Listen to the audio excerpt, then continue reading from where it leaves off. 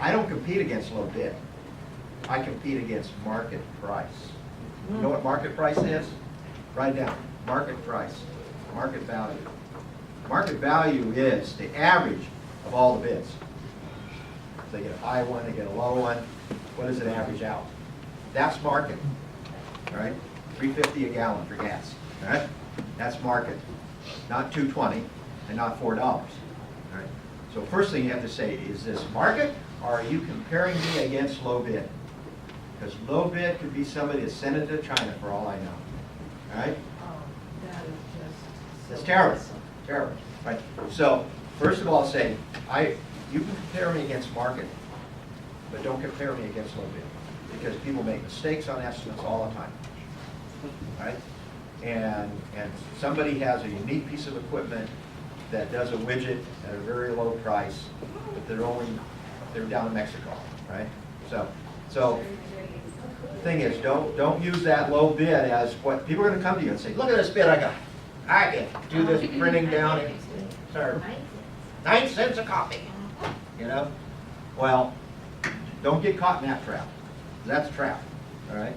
Saying, wait a minute. What's the other one? Oh, this one's 16 cents, and this guy's 15 cents, so maybe the going rate is 13 cents, and I'm 14 cents. Hello? You got a deal, all right? But to get back to your price thing, the unique thing about us is that they have to come to us, all right? And then we have to either give them an exemption or do it. And sometimes I try to send it back, and they say, no, you got to do it. You got to figure it out.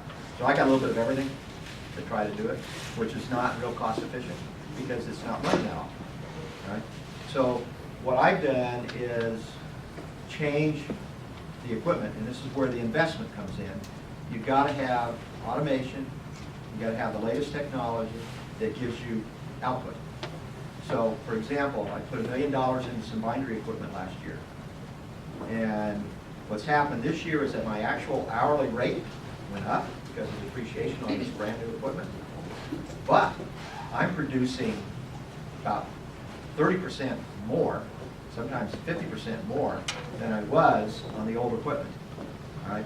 So I'm producing more widgets per hour at a higher hourly rate, but the cost to the end user is lower.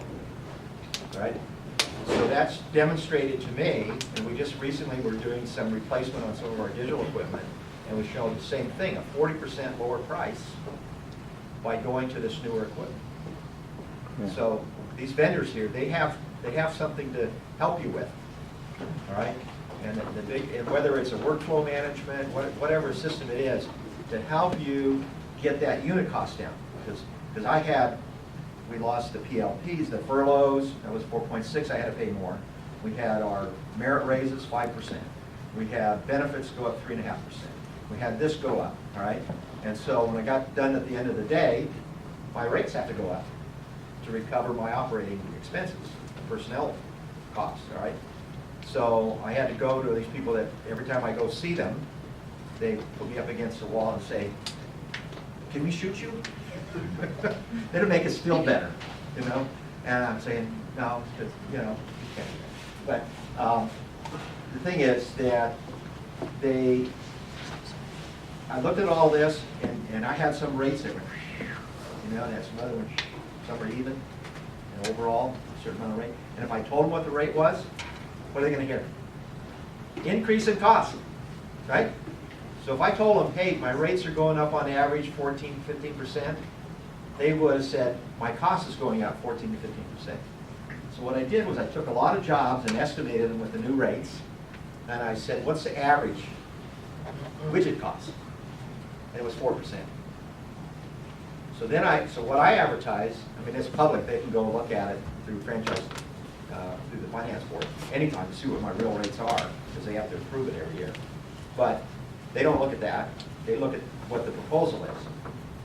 And so when I met with them just the other day, this partnership council of all the different agencies, and I said to DMV and EDD and everybody, hey, your cost is probably going to go up about 4, maybe 6%.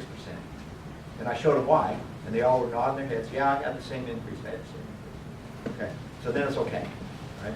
So I have to work on this automation.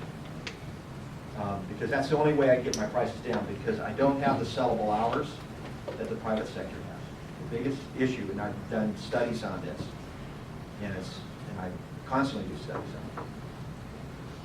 The private sector printer, and I was a private sector printer for many years, you have about 2,000 hours, and let's say you have a cost center of $200,000. You have 2,000 hours, so you're going to charge $100 an hour when they use that bindery equipment, right? So you're $100 an hour. In the state, I have 1,400 hours. Big disparity. So I only have 1,400, so I'm $150 an hour, right? And they say, why? Why are you so high? Well, that's a simple answer, is I have less hours. And I say, if you want to donate some of your vacation time, some of your PDDs, and some of your, we've got